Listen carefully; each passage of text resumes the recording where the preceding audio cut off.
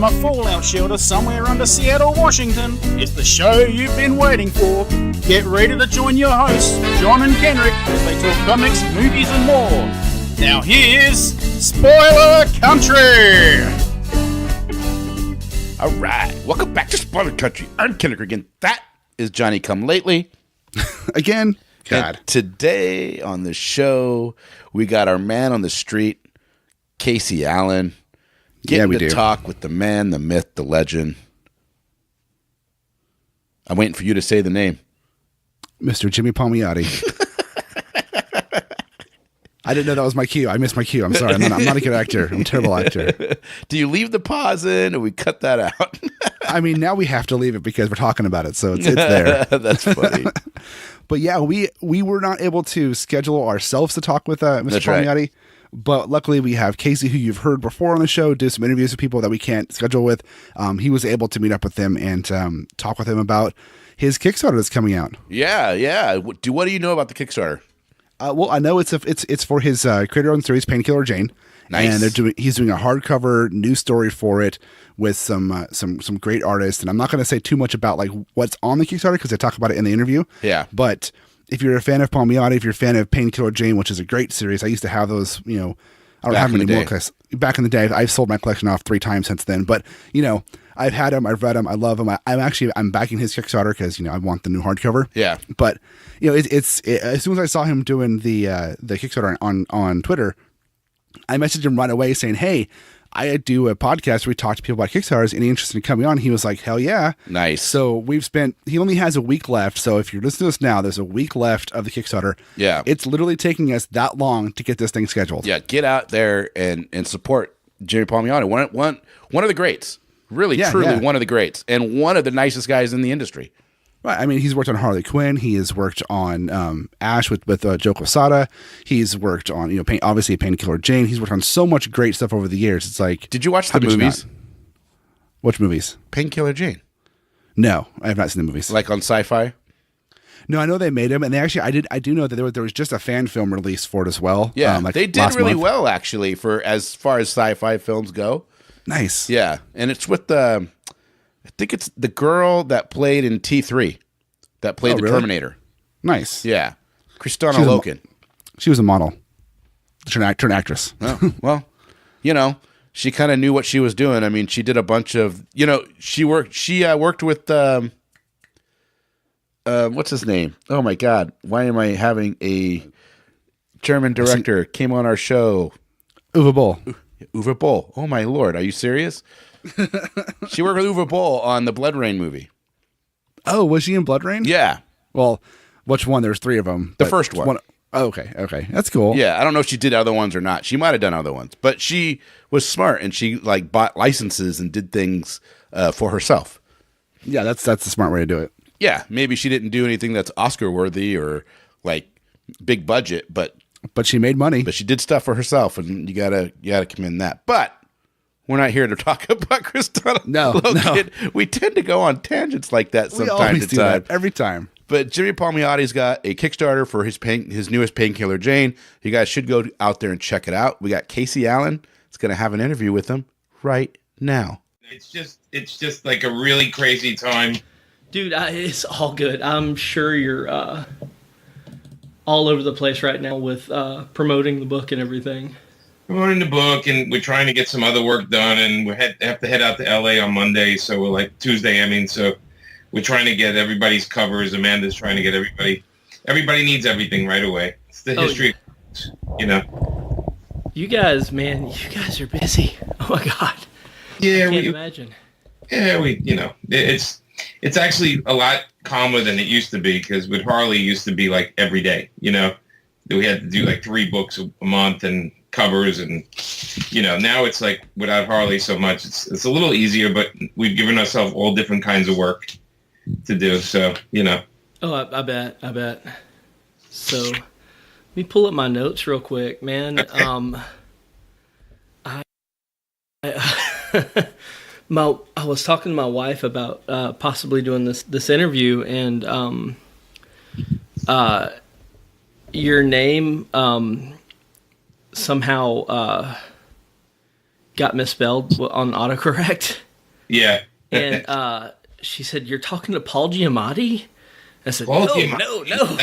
That would be way cooler. Oh, no. See, okay. I was talking to a friend of mine the other day, just about, favorite people in comics. And when I was a kid, we rented the movie Chasing Amy, right? You have some history of that movie. You were in that movie. Yeah. I didn't know who the hell Ben Affleck was. I knew exactly who was sitting right next to Ben Affleck in that shot.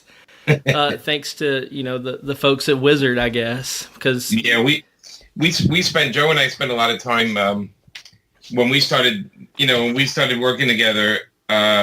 We understood that we were heading into computers were just starting, right? Like home computers were just becoming a thing, and we talked about the idea that we have to do more than just do the books. We have to get our faces out there. So it became really important for us, especially when we started doing Marvel Knights, to put a face to the work, because we were both like thinking, if we're going to be at shows, people, it's great to love an artist and a writer and all that kind of stuff, but we felt like, okay, it's going to be a generation of celebrities. People want to see the people working on the stuff they do. And I'm the same way. I remember I used to buy albums and I couldn't wait to get the inside sleeve so I could see who the band looked like, what the band looked like and stuff like that. And, if you think before the internet, it was just magazines and TV once in a while, where you saw somebody. So when we started doing the Marvel Knights and event comics and all that, we always put our pictures in things. And then when we did stuff with Wizard, we told them, you have to put our photo in. That's genius, man. I mean, you're fomenting a personal relationship with your readers. They know who you are. Yes. So they can get mad at us. They know who to point at and throw stuff at, No, but for us, it was like, so for me, it was, I knew who, like, I looked at it like, because I was a huge music lover. And, but if you look at, and again, this is my generation, didn't have the computer, didn't have the music videos were just starting, in 1980, 80, 81, you saw Blondie and, all these different people coming in and, to see them live sometimes was the only time you saw them. And then, as the music videos came, then we realized that, it became more than just the music. Sometimes it was the look, it was the video. And when we were doing Marvel Knights with Kevin Smith, we felt, okay, now's our time to kind of go in, because Kevin's making himself known pretty well. And with his movies, he was just a part visually, of his movies as anything else. And we said, well, we have to do that with comics, because the only person anybody knows that looks like anybody is Stan Lee. Everybody knew what Stan looked like because he put his photo in all the comics. But we were like, okay, but nobody else is doing it. Like nobody, is putting the photos out there. And so for us, we spent a lot of time making sure that was something we did. That's awesome. And it's funny you mentioned Stan, because I was talking to John Horsley, the guy who started Spoiler Country, and we were talking about, there is a Stan Boyd now. Who's going to pick up that torch? There is nobody. But you're out there. I see your Twitter feed, and you're blowing it up, man. You're getting people hype about the medium and talking about ways to improve the medium, and that's awesome. I have one thing in common with Stan, and it's probably because I keep creating new things. Like I'm creating new characters and new projects and stuff. I'm not really, as much as I love working for DC and Marvel and some of the bigger companies, my main thing is always, what can I do new? What can I create that's new? And even when they give me one of the characters from the companies, I tend to go in and rework it a little bit, Harley is a good example of that, when Amanda and I just kind of went in and said, all right,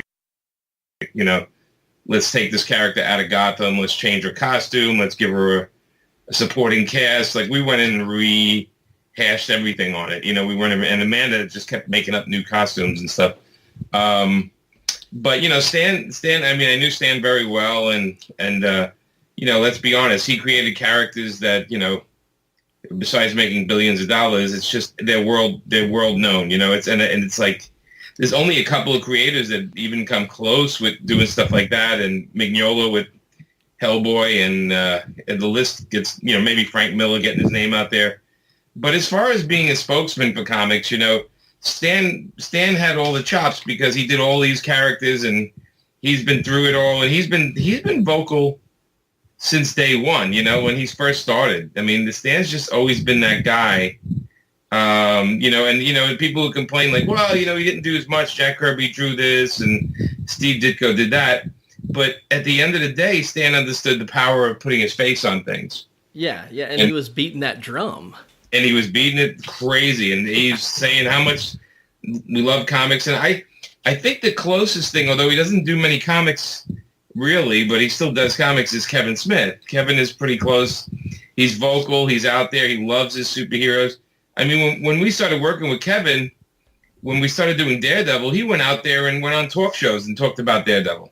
And I love the whole Marvel Knights thing. I thought that was such just a bold move for you guys, and it was punk as hell because I mean you guys were kind of the new kids on the block for a while, and you were going in at like the big established company and doing your own thing with the characters, and it was amazing. Well, we when we so we were working on we were doing event comics, which was Ash and Painkiller Jane. Joe and I were like, we were trying to get books out, and we were doing other work, different kinds of work. And then, Gareb Shamus was the one that actually recommended us to Marvel, because Marvel was in Chapter 11, and they were just like, we need to do something. And when they asked us to do that, we got very demanding. We want the penthouse. We want the penthouse because they had a 13th floor that was a penthouse. And it was mostly advertising guys up there. And we said, no, we want that whole 13th floor. And if you can give us that, we can do this. That's awesome. And they did. And by doing that, we actually had 24-hour access to Marvel. So we would work there late at night, and we'd have our artists come up, and, we would brainstorm. But we were only doing 4 books a month, and it was a lot of work for us. But we also understood that not only are we going to put the right people on the right books, but we need to go out there and put a face on what we're doing. And that's where Wizard came in, because any opportunity we got, we did covers. We were in photo things with them. We did events with them. We hosted events. At one point, I was the host of the Wizard Awards in Chicago for like 5 years in a row. And, anything I could do to put my face out there. And again, I was an inker / editor / writer. I was trying to do a little bit of everything. But in the long run, all I wanted to do was make great comics. And with Marvel Knights, we wanted to show the guys there we could do it better than they can. And that's the kind of stupidity. You have to have that stupid energy, thinking you're going to strike out and do it better than them. And, we got lucky. I mean, we got the right team on Black Panther, which, years later, of course, the movie did very well, but it had a lot to do with our book. I mean, it had a lot to do with that series. And the Daredevil and Punisher, all that kind of stuff. So it was the right thing at the right time. And we had a relationship with Kevin already built in. So we kind of, asked him to do Daredevil. I think there's a video today online of me and Kevin talking about it on the Sci-Fi channel. And, we just, again, right people, right time. We got lucky, and it was fun. For me, it was like, we did it. We had a hit. We did it for a couple of years. They got out of Chapter 11, and it was time for me to go. Joe wanted to stay and do the editor-in-chief thing. I didn't want a desk job or anything like that, so I went and just started writing. I wanted to do more writing and more creating, and so we both went our own way, but it worked out great for both of us in the end. And obviously, I mean, you showed you guys could do it better than they could, because Joe is one of the head guys there.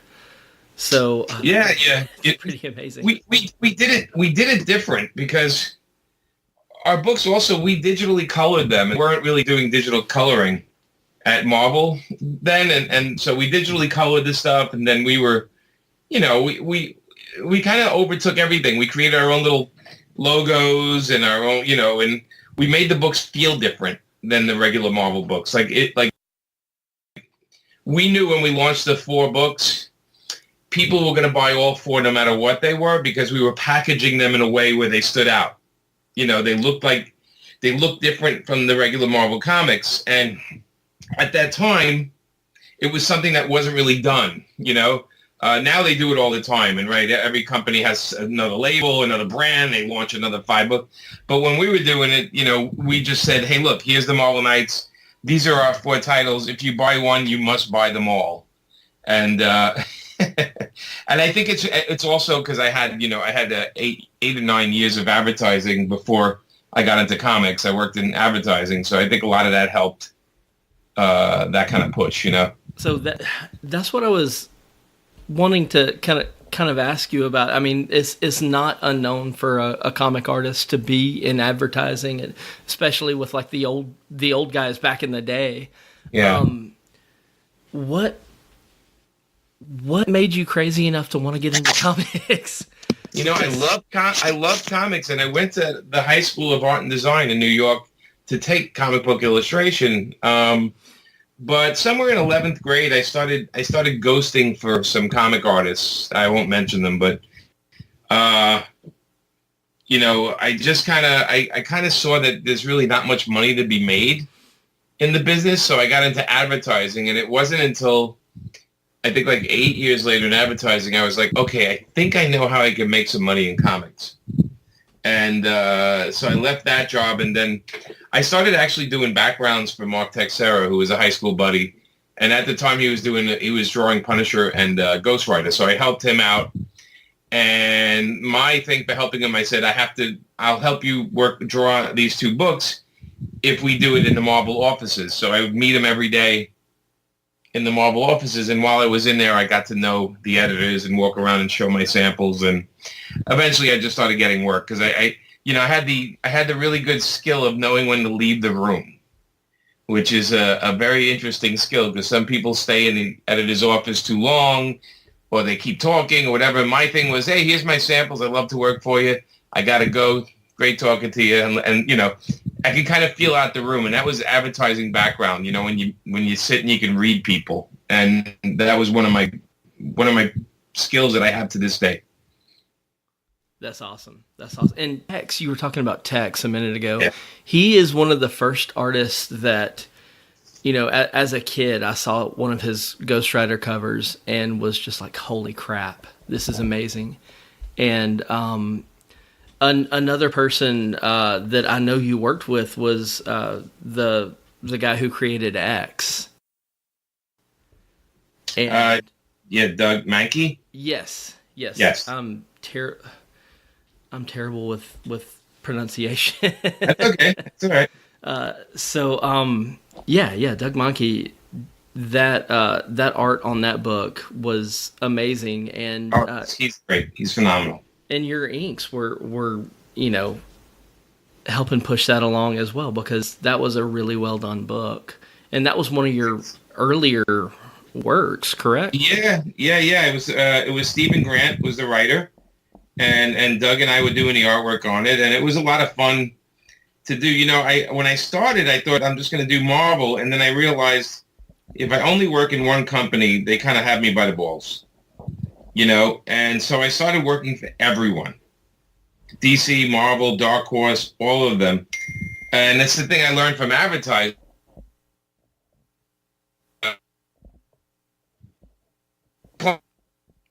The client, but if you're going to keep it all one place, then you might be in trouble if something happens. So I've always had the advertising part of me always said work for everybody, and to this day I still do. I still do Marvel work. I do DC, Marvel, Boom, whoever, new companies, whatever, if there's a decent deal out there where I can create something new for them, I think Aftershock was the last one I worked for. If there's a decent deal on the table, then I'm okay with the paperwork on it, then I'll do it, yeah. So you're really big about creator ownership. Yes. too, and that's something you've always been really strong about. Yes. Is there any advice you could give to people who are just starting out now? Yeah. I'm so when we start out, we so thrilled to do something, we'll sign anything to do it, and that's a go away. You need a lawyer. Everything should have a contract. You need a lawyer. You should find a lawyer. If you're creating something new, there should be reversion rights. So if the company gets sold or if they don't do anything for years, the rights for your character revert back to you. So there's little things on the contract, Any company that's keeping 51%, you have to understand that no matter what, they control the property from then on in. Oh, yeah. And you're just the person who gets a check. But, a lot of people don't understand. Like, if you create new things for Marvel, you don't own any of it. Okay? If you own it for DC, if you create something new for DC, there's a deal to be made, and it's okay, but you're not going to make much money. If you're working for Image, of course, you own it 100%. And if you work for other companies, they pretty much, decide they like to control the rights to shopping the property or what the future of the property would be. So you have to understand that unless you own it, you're handing it to other people. And sometimes you need to do that. Sometimes you're just not built for stuff. And, I have so many artist friends that say, well, I can't write, so I don't really do any creator-owned stuff.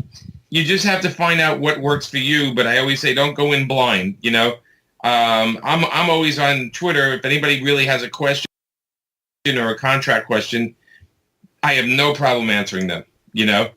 I'm not the enemy. I'm not the enemy to companies, but in a way, companies should be more upfront about what they're doing with freelancers. But these are companies. These are giant conglomerates. They're going to try to get whatever they can, and that's the nature of big business in America. So if you understand that, it's like the snake biting you. It's a snake. If you understand what you're dealing with, then you go in there with a clear head. All right, look, it's work for hire. I'm just going to draw this book, and that's great. If you're happy with that, that's terrific. But if you're creating something new, you have to it's a whole different set of rules. Awesome. And so on to creating things. Okay. I was talking to my wife earlier about the business you have with Amanda Connor. Mm-hmm. Paper Films. Yes. How awesome is that to be able to work with your significant other? Is obviously that's a good working relationship, but yeah. How does that dynamic work? Well, so she's brilliant. Okay, so there's nothing she can't do. Amanda's like one of those artists that is a great storyteller. She can draw a hell of a cover. Sensibilities are great. She's super, super talented. She has that one thing. Her characters look at you. When you look at her covers, you look back at the characters. It's not a pose, superhero pose. There's some activity going on. Characters look at each other or they look at you. There's an interaction with the reader that's in her art, and that's the stuff that stands out. People don't understand it all the time. But that's the thing that makes it stand out. So Amanda and I work, we both, when we were doing Harley, we were both writing the issues, and she's doing the covers or she's doing designs and everything. And it's been great. As a matter of fact, I'm pushing most of my work just with me and Amanda working on it, because we go and sit upstairs and we work and we throw ideas at each other, and we don't always agree. But it's a fun talk to figure out the happy medium of it.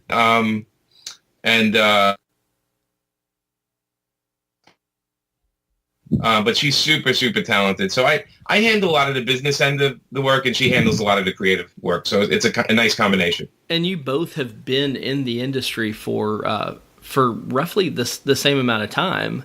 She's a little longer than me, actually. She was around a couple of years before me. Yeah, and it's I was on Twitter and I heard somebody say something about her not being in the industry long. I was like, where the hell have you been? Because the first time I noticed her was in an insert. It was like a Wizard insert that had her a Vampirella story that she did. Yeah. And I was like, holy crap, this is awesome. So, yeah, you're Well, it's funny, people say, women in comics, and they used to have all this women in comics, and the men is like, what are they talking about? I've been doing comics now for, almost 25 years. Oh, yeah. I've been the woman in comics with Colleen Duran and Wendy Peeney and, Jill Thompson. And there was a handful, and all of them super talented. But, people, a lot of younger people don't invest in history too much. Not all of them, but there's a certain group that thinks everything they're doing is the first time, and then they have to be told, well, actually, this was done before. They have to be like, because they didn't know or they didn't research. And there was a lot. I always laugh at the people going, this is the first time this has ever been done. And I'm like, no, 1978, actually, that was a book. And, again, history, certain people don't love history, but she's been doing it a long time, and she gets better all the time. She's one of those artists that, honestly, not all comic artists get better as they get older. She's one of them that does. Awesome. That's awesome. Yeah, and I've been loving her work lately. So on to the thing that you're promoting now, Painkiller Jane. Yes, Jane's been a character that Joe Quesada and I created back in '94. That's a couple of years ago. And we published it on and off with Event Comics, and then we did it with Dynamite for a while, and then I did it through Icon, through Marvel. But I decided that, the problem with doing it with other publishers is because we own it, they don't invest that much time promoting it because they don't really benefit from it like they would something they own. So I decided to just sell the book directly to the audience to see how it would go. And this is my 11th Kickstarter, and so it's a brand new, so the main part of the book is a brand new story by me and Amanda, and then drawn by Juan Santa Cruz, and Dan Kemp coloring it. And it's actually a 45-page story that we did. And then the Kickstarter's been doing well. We hit our amount, but we're going to stretch goal. I got a couple. Let's see. I'm at I think 46 grand, and at 52 grand, we're going to reprint Amanda's Painkiller Jane 0, which is a 36-page book. So far, this book is over 100 pages, I think, if we hit that number. But I committed to making a hardcover, so I made the stretch goals be more content. So as we hit the stretch goals, the book's getting thicker and thicker. That will look nice on a shelf. Yeah, and we offer a digital one because I realize shipping is very expensive outside the U.S. So we always offer the digital, and then for $28 you can get the actual book. You get an actual copy of the book sent to your house. And I will say I've been doing this is my 11th one, and pretty much every package I've ever sent out in all 10 of them is either me or my buddy Patrick putting them in an envelope, me signing a paper and sticking it in there. So it really is the most grassroots thing you can do on earth. And I actually love it because the people buying it really love the whole process. And again, I've done 10 before this, and I've never had it where it's shipped late. I've never had it where people didn't get their books. If there was a rating system on Kickstarter, I would have 5 stars. Because awesome. Any complaint, we take care of. I had a guy in New Zealand. It took me 6 months to get stuff back and forth to him, but we finally nailed it. And, we just had a good laugh about it because it was just the shipping was insane. And, but I pride myself in this. And again, when you do this, Kickstarters, you really put your reputation on the line. And I take that very seriously. I've worked a long time to build up my rep as far as, getting, not only doing good books, but getting them, they look good, they're printed well, and of course you're going to get it in the mail. And this Kickstarter, I have 7 days to go, a full week on the Kickstarter, and I'm hoping to get, more people interested. It's a tough one to promote because it's an established character. So I didn't do too many interviews with it. It's just the people who like it, and the people who don't know it, as much as you talk it up, it's a hard sell. And Jane is an adult book. So there's TNA in it. It's violent. It's got adult language, and it's not for everybody, and I get it. But it's also something that's not on the stands right now. So I think in that level, we're slowly losing the adult comics on the comic racks, as the big two companies are afraid to push the envelope these days. And that's one thing you've never really been scared about. You've gladly tried to push the boundaries on stuff, and have been successful at it. And yeah, I like the gratuity. I like the gratuitous nudity. I like the violence. I for me, it always has to serve the story on some level. But I also feel there's a nature where I understand this is like a B movie. It's not the A game. It's not the big movie, the blockbuster. It's the B movie. It's the movie that takes a little more risks, is a little more naughty. It's a little more violent. It's a little more over the top. And I like to deliver that to people because I just feel, like I said, I go to the comic store, I buy a lot of comics, and I notice they're getting homogenized more and more. I mean, we talk about these characters can't smoke. This character can't do that. God forbid you show a nipple. All of a sudden the police are at your house. These silly things, I feel they don't have any room in my books, especially if I'm selling them directly to people and giving them a heads up. I feel like they get there's no prizes. They're going to get what they're going to get, and they kind of know it coming out of the gate. And that's why the Painkiller Jane Kickstarter, I think, had gotten attention, and then the pledges. We have 774 backers, so that's amazing. I look at it as there's 774 people that want to have this book in their hands, and hopefully by the time we're done, maybe we can get it up to 800 or 900. But I think it's a small audience. I've had books that sell 100,000 copies, and then you look at this, and there's 774 people, but these are 774 people that are committing to this book, and I couldn't be happier. That's amazing. And at the end of the day, you're writing a book that you want to read. Absolutely. There's nothing in this book where I said, oh, maybe I shouldn't do that. Okay. It's exactly what I want it to be. And like I said, we hit the stretch goal. I have this, we're going to add the origin of Painkiller Jane, which is a book Amanda drew. It's Painkiller Jane 0, way out of print. And Amanda drew and Brian Augustin and Mark Waid wrote from our story. Oh, wow. And, it's kind of fun to add these kind of things. So in the book, I'll probably open it with the 0 if we hit that stretch goal. And then, so anybody who's never read the character before will get everything they need right out of the gate. And then they can go into the new, I'm a guy, I kind of also, with the paper quality, spot varnish, the hardcovers, my goal is to make a book I want to put on my shelf. And I'm really picky. So it's going to be a really nice book. I have John J. Hill, who's the best guy in the business as far as lettering and design. He's designing it. And that guy did the last book he did for me was the Killing Time in America hardcover. And that could not have come out any nicer. And this one, we're going to outdo that one. That's awesome. And it really is something that I think a lot of the new people to comics kind of overlook is having somebody that actually knows what the hell they're doing when it comes to lettering and designing the page.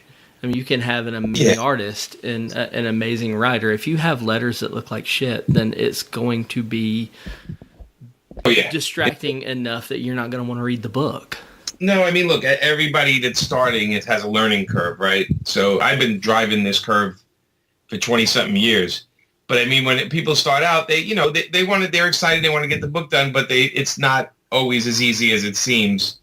For me, the book has to feel flawless. It has to be not only edited flawlessly, but it has to feel like the most professional thing you're getting. And it's funny because, in the long run, these Kickstarters, I don't really make much money on them. And any money I do make, I roll it into my next one. So I've been rolling these 10 books into each other. It's so funny because it's like, I go over the pledge and people go, hey, you made $8,000 more. And I'm like, well, I said, I also sold another 250. And part of that money, times that by the $20 I got to pay for some of the shipping per one, do all the math. And they go, oh, shit, yeah, there's a lot of math there. And I'm like, yeah. I said, there's shipping, there's packaging. There's, when I do the hardcover, I pick out what's the paper stock, how much is the spot varnish, how much is the cover swap. And then I have to ship it to me, and then I have to ship it out, right? So there's all these little things, all these tiny little things. But I work out how much things cost. And again, this is less to do about profit and more to do about me being able to do another 5 of these, let's say, by the end of the year. I just want to keep doing what I want to do. I've done enough Marvel and DC and Dark Horse. I've done all their characters to death. Harley Quinn, Jonah Hex, Daredevil, Avengers. Yeah, I've worked on Batman, Superman, Wonder Woman. I worked on every major Marvel thing. And I'm like, well, I want to do my own characters now. And maybe one will catch on, maybe it won't. But at the end of the day, I'm proud of every book I do. That's awesome. And is there anything out there that any of the big two have that if they said, hey, we want you here, you can pick any book you want, anything that you have, is there a road you haven't gone down yet? With Marvel, I kind of, my favorite ones have always been Master Kung Fu and Daughters of the Dragon and Kill Raven, and I got to do all them, And with DC, Jonah Hex was my favorite. Harley was never my favorite. Harley was something that we got, and we found something we liked about the character. You gave her agency, which... Yeah, and it was just because we, and maybe that was the best thing to happen, because Amanda and I literally sat there and said, why would we care about this character? If we're going to invest our time in it, what is about her that we would care? And it was the same kind of thinking we had with Power Girl when we got Power Girl. Like, why? What is it about her that we like? And then, for Harley, it was easy because I felt if we kept Harley in Gotham, it was just another side character, another supporting character for Batman. Yeah. So we needed to get her out of there, and that was like an easy choice for us. It's so funny because all the choices we made, never in a million years did we think we'd be making this character. What do they call it? The fourth. Jim Lee called it the fourth staple character, I guess, for him for DC. He had a term for it. I'm trying to remember what it was, but it's sort of like the Superman, Batman, Wonder Woman. And the next one, he called it the fourth pillar of the DC Comics. Yeah, and she's been huge, and to the almost like the DC counterpart to Deadpool or somebody like that, who people just find and love, even though they don't really have that long of a history. I mean, my first I wrote for Marvel was Deadpool. I wrote issue, I think, 46 to 55. I wrote the ones with the Punisher. Yeah. I wrote that series. That was my first Marvel work that I wrote, which is kind of funny if you look at, my career. It's like, oh, look at that. I started out doing that crazy character. And, with Harley, I see how people say she's, like Deadpool, but honestly, I felt like Harley was more like a to the heart kind of person, like more emotionally driven, where Deadpool was, very cool to the room. He was very much making a joke at anything's expense. And, with Harley, we kind of gave her a lot of quiet moments and introspective thinking that was not really a very Deadpoolish thing, Did the movie really help out with collections of sales for you guys? Yeah, the Suicide Squad. It would have been nice to given some credit or a thank you in the movie, but I'm sure they'll fix that in the future. But it was nice to go to the premiere. It was great to see Margot Robbie, and Margot asked us if she did justice to the character. She asked us. That's amazing. And we said you were the best thing in the movie. And so we're really happy with we love what she did, and she really brought that character to life. But it's been crazy. I mean, today I had somebody sent me a photo of there's a Harley Quinn Haagen-Dazs flavor, and it has like a drawing of Amanda's on the lid, and it's like never ending. They've made thousands of licenses out of this character. Oh yeah, and it's not going to end, because Birds of Prey and then Suicide Squad 2, and it's not going to end. So I'm happy we did all that, and and it's just interesting because sometimes you stumble on the right character at the right time. Speaking of movies, is the Pro film still coming? No, so what happened with the Pro is we had it at in the past we've had it at MTV, we had a Spike. We even did some animation. If you look on YouTube, there's some animation Amanda did with Titmouse, and we sold it to Paramount 2 years ago, and they had somebody do a really good screen, and like anything else at Paramount, hands change, and we got the property back again. Okay, cool. So it's one of those things, like, it's come so close to being made so many times. It's ridiculous. I hear that. Like, the good news is every time we sell it, we get paid. Bad news is we'd love to see it on the screen at one point. So I will say, stay tuned, because that book has more lives than anything. It has its own printings. I think it's in its 7th or 8th printing, and we just keep selling that book. That's awesome. And speaking of film, the Painkiller Jane show, just as an aside, my wife's grandfather would watch that show all the time. He loved the I think it was sci-fi. Sci-fi. Yeah. But you get a pretty girl to throw a good punch, or something like that, and that man melts. So that was Christina for helping Paw enjoy TV. There you go. I'm glad Grandpa dug it. That was many years ago. The good news is, we're putting it. It's being developed as a film. So we're at the stage of dealing with is going out to directors right now. So film stuff takes a long time. But I will say I'm extremely happy with this. And let's just say, if once this Jane makes it to the screen, or whatever size screen it winds up on, it's actually my original take on the character. So the sci-fi one really wasn't. The sci-fi one was like a sci-fi version of Jane, but this film is going to be exactly what I envision Jane to be. So who was the director that did Punisher the War Journal movie? I think she would be amazing. Which one? The Warzone? Warzone, that's it.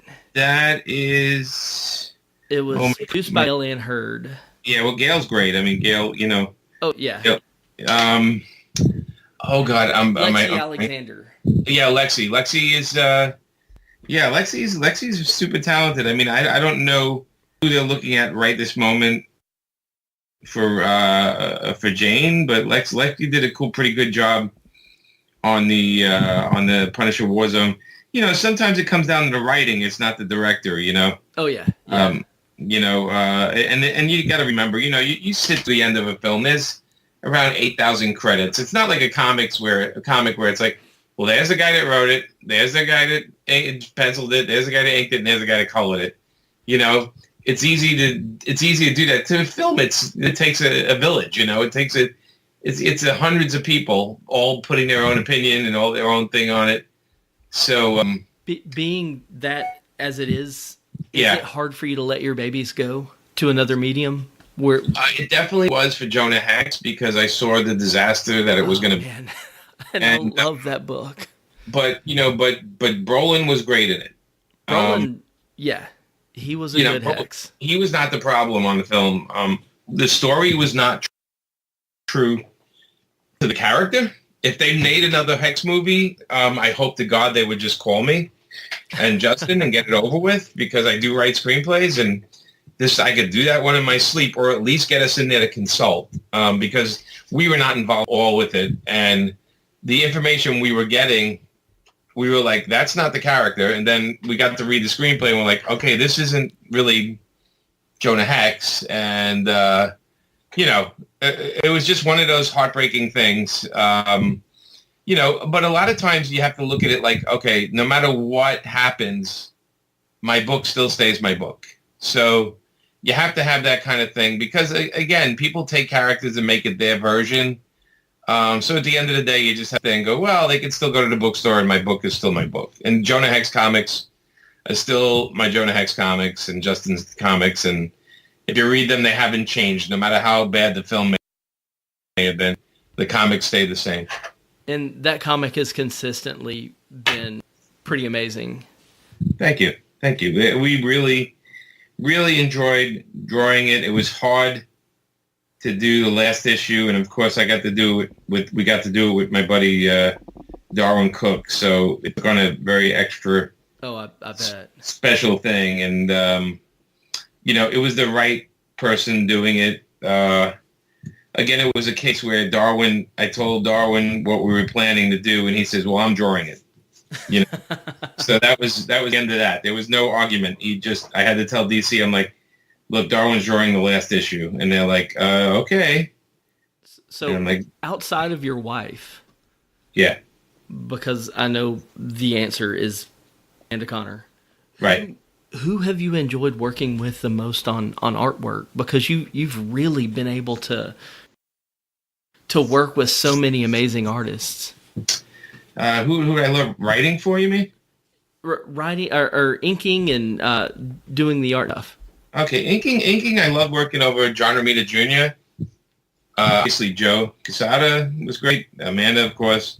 But there were a lot of different artists. Rick Leonardi that I loved to ink, and Dennis Cowan, because I think both of them, their lines were organic, and I loved an organic artist. I loved somebody that wasn't going so tight that there was no room to move. I did ink John Buscema a couple of times, and that was fun. It is a lot of them. As far as writing, I mean, I probably my favorite, other than Amanda, right? We have to keep saying that. Other than Amanda, I think one of my favorite, a couple of my favorites are the two Harley artists, John Tim and Chad Harden, are both brilliant. And they're both artists that no matter how good you write for them, they bring something else to the page that's not in your writing, and they make it better. And then I'll have to say my third favorite probably is Jordan, who we collaborated on a lot, like 12 times, I think, on Jonah Hex. And he was one of my favorite foreign artists forever.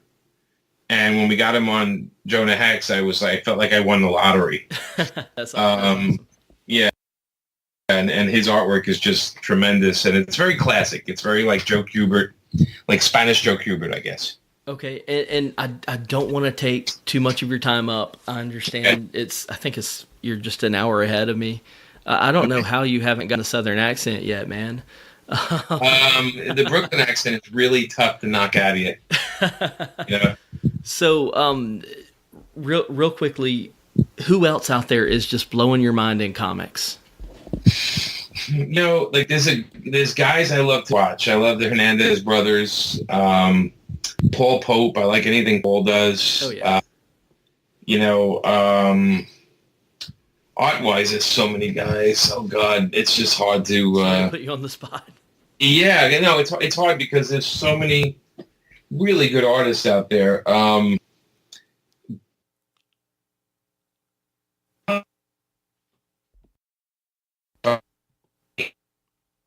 Jordy stuff, but I could see new. My favorites were Mobius and Manara, so I still love Milo Manara. Oh yeah, I love his work, and I've worked with so many really great people. It's hard to play favorites. Pierre Vito is somebody I love working with, and Ben Caldwell is somebody I love to do more art with, a couple more books with, and there's a lot. I mean, So, covers wise or drawing wise, I love Dan Panosian, and Dave Johnson is one of the best cover artists there is, hands down. Just a great. He's killing it. Yeah, he's a brilliant designer. Dave is so good he doesn't know he's that good, which I love about him. Because then I can get his artwork pretty cheap because he doesn't realize how brilliant he is. So there's a lot of them. I mean, you got to remember, I collect artwork, so it's the one hobby I have that I buy comic art. It's a very expensive habit now. It used to be very cheap, but now it's everything's very expensive, and I get it because these covers and the pages, they're all one of a kind. It's not like the comics where there's hundreds and thousands of copies. But I love collecting comic art, and part of that is names bouncing in my head, like Eduardo Risso. I love Risso stuff. I'll read any book with his art. John Romita Sr., John Romita Jr., those guys. The Romitas, they're just great people. There's so many. I mean, we have a.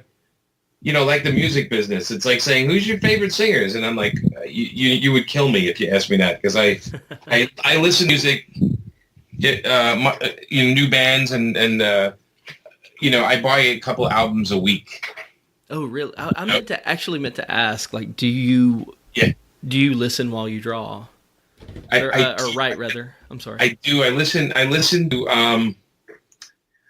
to mostly music. Right, so not anything where people are singing, because that throws me off. But I've been listening lately to Khruangbin. Is that how you say Khruangbin? No, which I'm feeling old now. Their stuff is like, let's see if I can play a little bit. Yeah, I'm gonna play a little bit. I want to say it's like surf music if you smoked a lot of weed. Nice. So here, let me see. Can you hear it? Okay. Yeah. Oh, that's nice. It's just music, it's rare that they sing. It's like got that big echoey sound. Let me see. Let me bounce.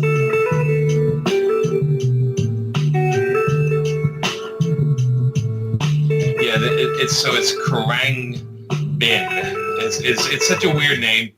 I think they just made it so I can mispronounce a lot. But I do listen to a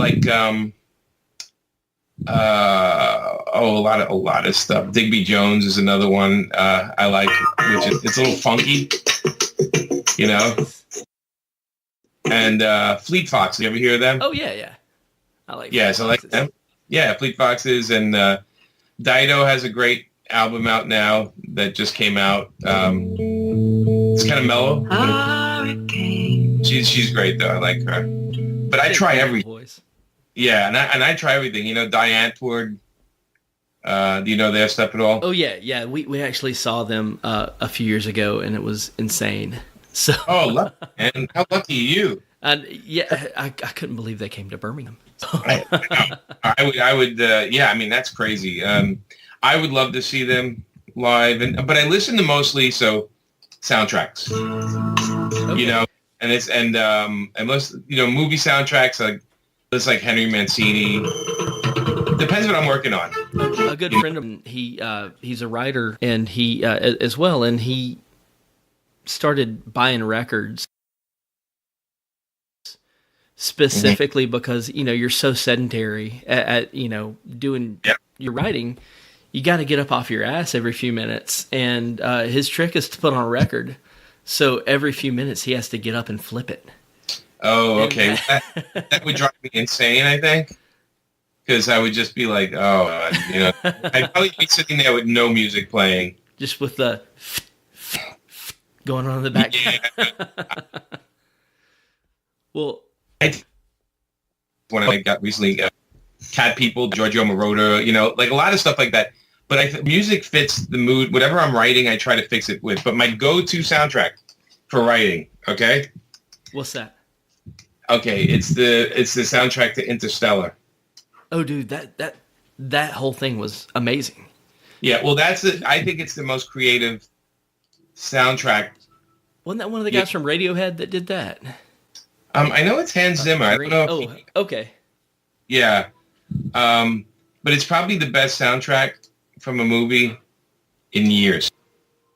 And it's just one of those things. It's just like it grows on you, and it's great for writing, especially if you're writing science fiction or anything like that. So it's like I do try to match the soundtrack to the to the book. I know it's again. I have a love of music. I think because I can't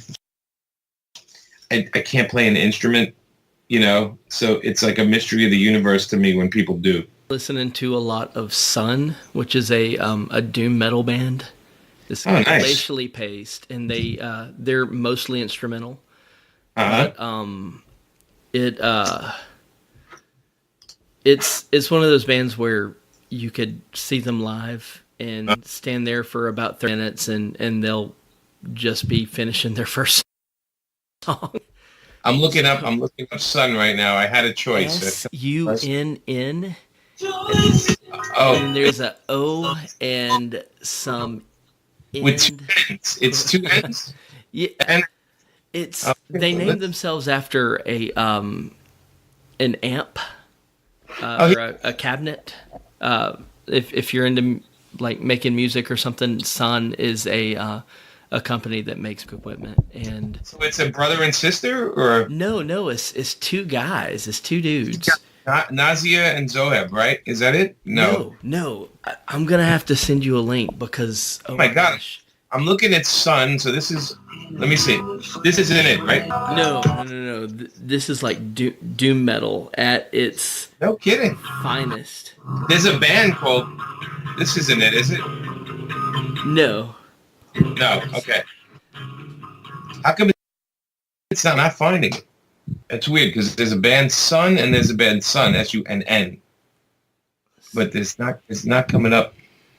Oh man, they're fantastic. See, now you got me. I want to find it for this. So you don't think? Let me see. You said here. Yeah, I see. Sun O. It's Sun O. SUNNO. Yeah, it's dumb. You don't pronounce for some reason you don't pronounce the O, but here we go. Just glacially paced.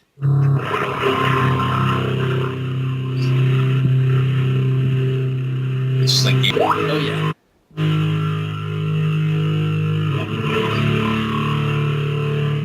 It's like if Gillo was taking his time. Exactly. Like working his toenail into a window, And let me see. It's one of those things where you can just kind of get in your head. You have that going on in the background. I like it's almost trancey. It's like trance music, but metal. Exactly. All right, I'll be. What's the best album you can recommend? What's your favorite one? I really liked Void. Void. Okay, let me see if I can find that one. Void. No, but I'm gonna see. Oh, there's a lot of albums I have. Oh yeah. They're. Let's see. The light metal one is the one that keeps coming up first. Yeah, that's their newest release. And okay. Wow, I don't see Void. It's so funny, right? Oh yeah, there it is. Okay, all right, man, that's good. Oh, it's only got 4 songs on it, but they're 14 minutes. Dude, it is super long. It's funny. I got my wife, who is a kindergarten teacher, into this. She plays. She plays this for the kids. Oh yes. No. I say, and they said, "Here, kid, everyone gets a little axe and a knife." So we're all gonna have a nap, and I'm just gonna give you kids nightmares. Right, fight for the cookie. Fight for the cookie. I like it. But anyway, thank you for the recommendation, because I love when people recommend music, because I love to try anything new. So I think once you stop trying new things, as far as music, art, computers, or technology, I think that's when you're doomed. I think that's what really makes you get old real quick. I could definitely see that. Because I'm kind of old, but I am so on top of everything. Anything comes out, I'm trying it. The curiosity factor is there, insane. And I think it also keeps me young on some sort, because people talk about stuff and I know exactly what they're talking about. And sometimes it freaks them out a little bit. Well, Jimmy, thank you so much for recording an interview with us, man. Yeah, Is there anything else you'd like to say about Painkiller Jane? No, I got 7 days left. I don't. By the time you hear it, it might be only 3 or 4 days left. But I hope it. Go check it out on Kickstarter. Even if you don't like it, just if you share it on social media, I owe you a handshake and a smile when I see you. Oh, dude, yeah, we're gonna blast the. Yeah, you can get the whole book. I want to tell people for $8 you can get the whole book. It's almost 100 pages. Oh, that's awesome. So for $8 we send it right to your mailbox. So it's really not that expensive if you think about it. And then just thanks. Good talking to you, man. Thank you very much. I appreciate you letting us interview you, and good luck with the. I mean, obviously you guys have already reached the goal, but you got 7 more days left. So I hope you guys kick it. Well, thank you. I'm gonna download. I think I'm gonna download Void and maybe Life Metal. Monoliths and Dimensions is reaching out to me. I don't know why, but I'm gonna have to try this. The Big Church has a. It's kind of head music, but it's. Yeah. Are they all just like 4 songs? They're all just like. Pretty much. Yeah. I'm looking. They're all like 4 songs, but they're all. Man, this new one is like Life Metal is 20, 40, 56. It's an hour and 10 minutes. And one of the guys, for certain, actually does soundtracks for that's his day job. Oh, really? Okay, that's cool. So, yeah, I dig it, man. Cool, man. Well, it's good talking to you. I'm sorry it took so long to get to me and all that stuff, but fun. Dude, this has been a pleasure. Thank you so much. I appreciate you. All right, buddy. So we'll talk to you soon then. Take it easy, man. All right, take care, Casey. Okay, we're back. We're back. Man, I really wish we were able to get on the interview, but I'm so glad Casey able to step into that for us. I know, I was super jelly. Super jelly. Yeah. But go check out the Kickstarter of Painkiller Jane. Check out, obviously, all of his stuff because it's great. I'm a fan. I'm a huge fan. of all his stuff for quite a long time. It's always a fun read. It's always amazing art. I mean, it's just, I don't know. It's a lot of fun. It's the way it should be. Have you ever read the Pro that he did? I have not. Is it good? Should I read it? You should check it out. I don't want to give you too much on it of what it's about. Okay. But she's an ex-stripper, I believe it is, or an ex. I know what you're talking about. Yeah, I know what you're talking about. Okay. It's in vein. It's in the same vein as Happy. Yeah, it's definitely worth reading. It's good. Yeah, it's only a one shot, right? I think there's 2. I believe there's 2. Okay. Yeah, I'll check them out. I've been wanting to check them out. Yeah, I think I have a copy of it still. I'll let you borrow it. There you go. Or go buy it and support Palmiotti, whatever. Yeah. Whichever one works for you. Put me on the spot. If you want to read it for free, go ahead. But if you want to support the artist we just talked to. Man, put me on the spot. It's like streaming comics. Right? Oh, God. Anyways, thank you so much to Palmiotti, Jimmy. Yeah, thank you very much for coming on. I'm going to say that again. I said his name backwards for some reason. Palmiotti Jimmy. Right. Hey. Thank you so much, Jimmy Palmiotti, for coming on the show and talking with Casey and giving us your time to talk about your book and everything else. Yeah, best of luck with your current Kickstarter and all future endeavors. We really appreciate it. Please come back on and we'll do this all over again. With us this time. Yes, with us this time. Well, there you guys go. We are Spoiler Country. We are heard everywhere podcasts are heard. We're on all the social medias, and I know we have a voicemail somewhere. We do. That number is 707-656-2080. One more time, because you didn't hear me. 707-656-2080. Call, leave a voicemail. Tell us how much you love us. Tell us how much you hate us. Tell us your favorite Jimmy Palmiotti story that you've read. That's great. That was so awkward. It's always awkward because I never know what to say after I say the number. It's almost like making it up in my head. Womp, womp, womp, womp, womp, womp. Don't forget to open the mind and read more. Now just get